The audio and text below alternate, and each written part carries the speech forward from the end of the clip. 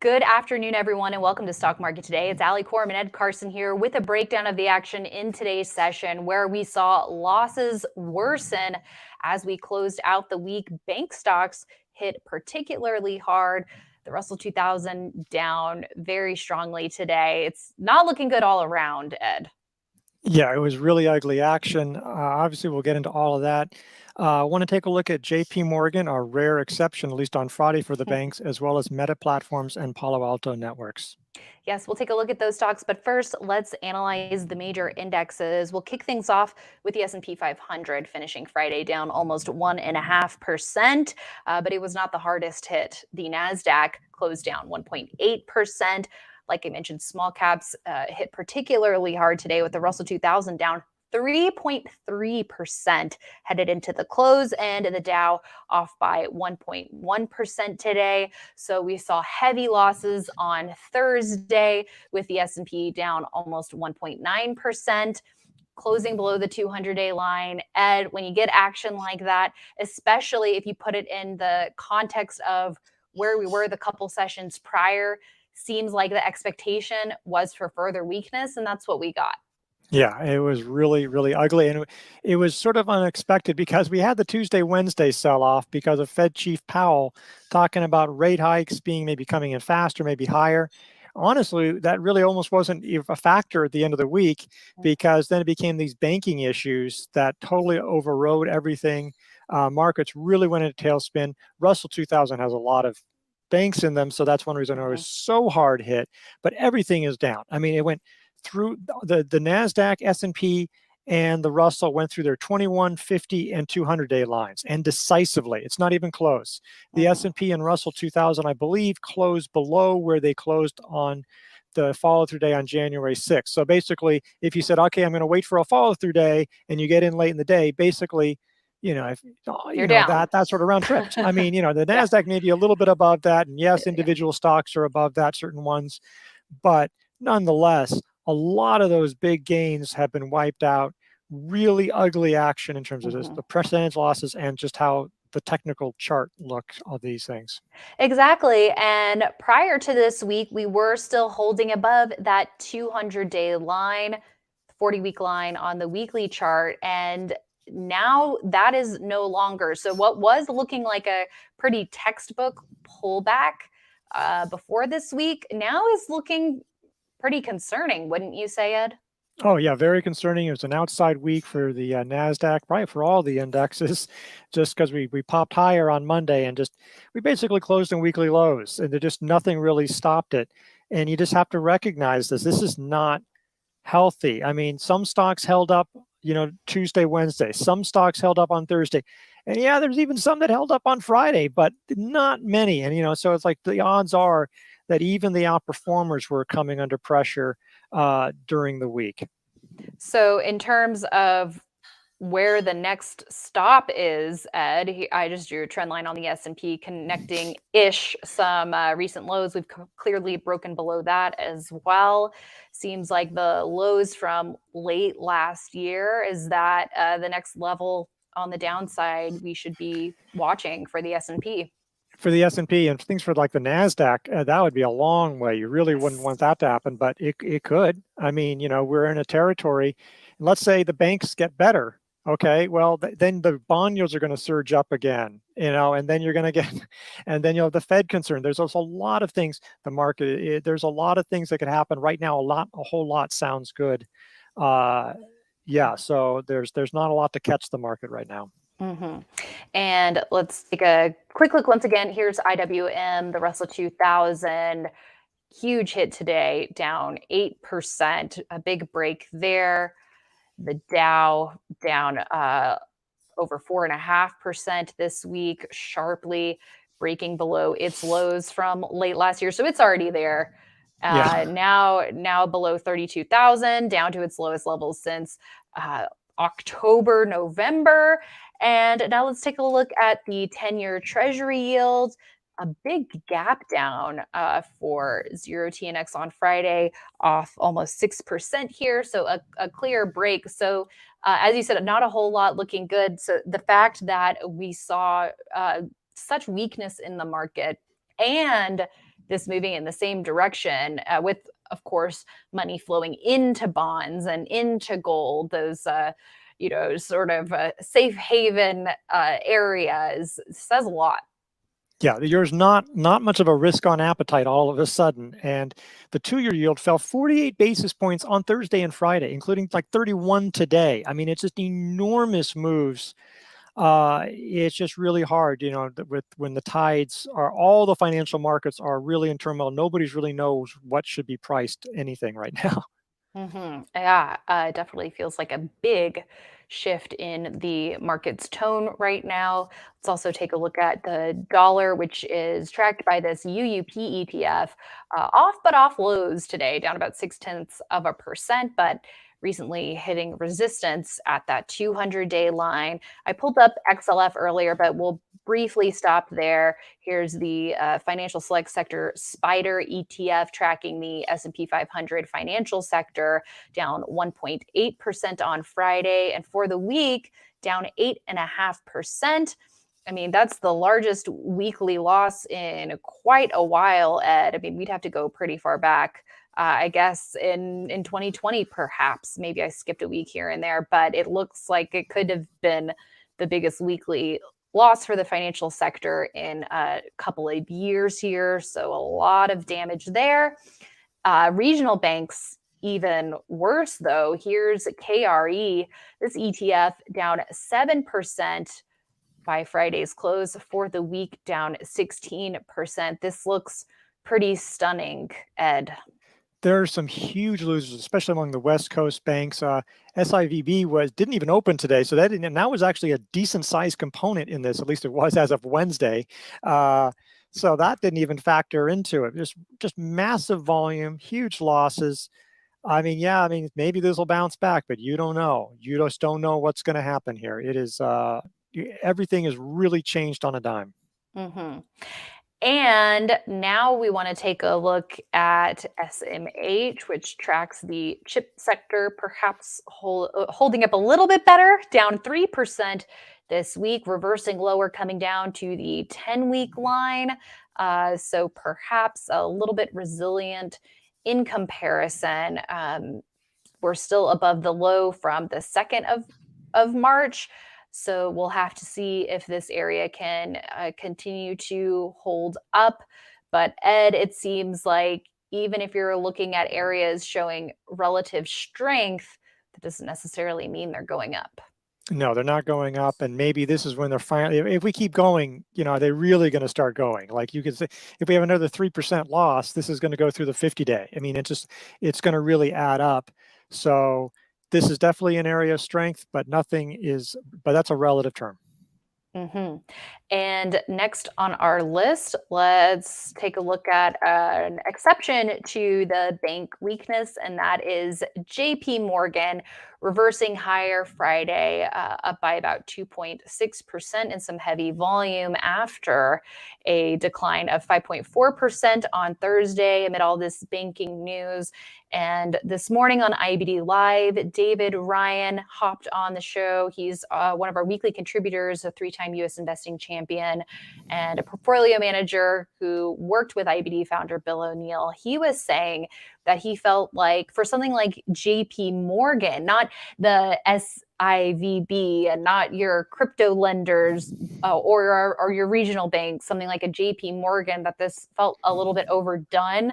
And on a technical perspective, to see an undercut and to see it reversing higher before we saw a lot of anything else bounce intraday, that was potentially a quick trade that some traders could make. But what are your thoughts on this action for JP Morgan, Ed? Yeah, I mean, that was very interesting, very, very bold. He's very nimble, and it's gotten a bounce now. So you don't know what's going to happen here at this point. So I think the quick trade is over in my view. But it's I mean, that was at what, like, yeah, it was within somewhere, the first hour or so. Yeah, and so we'll see. So I don't want to be, and I'm sure probably he wouldn't be advocating it here either. But in any case, it still had a down week. It was a pretty bad week, but this is a positive sign for the market in this sense. If you look, if the banking sector really goes, then JP Morgan's going to be in a lot of trouble. I mean, as well. So if this can hold up, if this can bounce, that's a positive sign. I mean, it actually was trading well until this week. It was actually sort of in a buy zone, so maybe it can bounce back. But yeah, this would be a positive sign for the market, for the economy, if there's some kind of limit to how much damage there is to the bank stocks or just to the banking sector overall. Ed, I'm sure traders out there are questioning how serious this could get. What might be some of our clues in deciphering that in the days and weeks to come? Well, I mean, honestly, it is hard to know because these are like deep in the books, and you're going to see a lot of reports over the weekend. I bet people saying these are banks are the most out exposed to this and that, and so we'll see. I mean, in the short run, it'll be honestly like stock market, because you'll see what's moving and what not, and see if there's real tremors in there. But then you might start seeing if you start seeing reports that they're cutting back on loans. And again, we're going to have to, you can't wait for earnings reports on these things, it's very quick. And sometimes a bank can be in fine, but people get worried, and then start, they get really worried. And Pulling so their that creates funds and problems. yeah. Yeah. And we don't really have so many bank runs, though. Silicon SVB Financial was close to a bank run. That's why it was shut down today, because people were pulling out. I mean, we have FDIC deposit insurance, so it's not that kind of contagion. But yeah, I think you have to watch and pay attention to the market reaction. Look at the news and everything. But that's really, stock market is probably the best near-term indicator and the bond market. And you could also look at bond prices if you really want to dig into it. What are the bond prices of some of these banks? But Right. those are some of the things to look at. And it just goes to show you how quickly things can change. So for active traders to be staying on top of these headlines, there's a balance, right?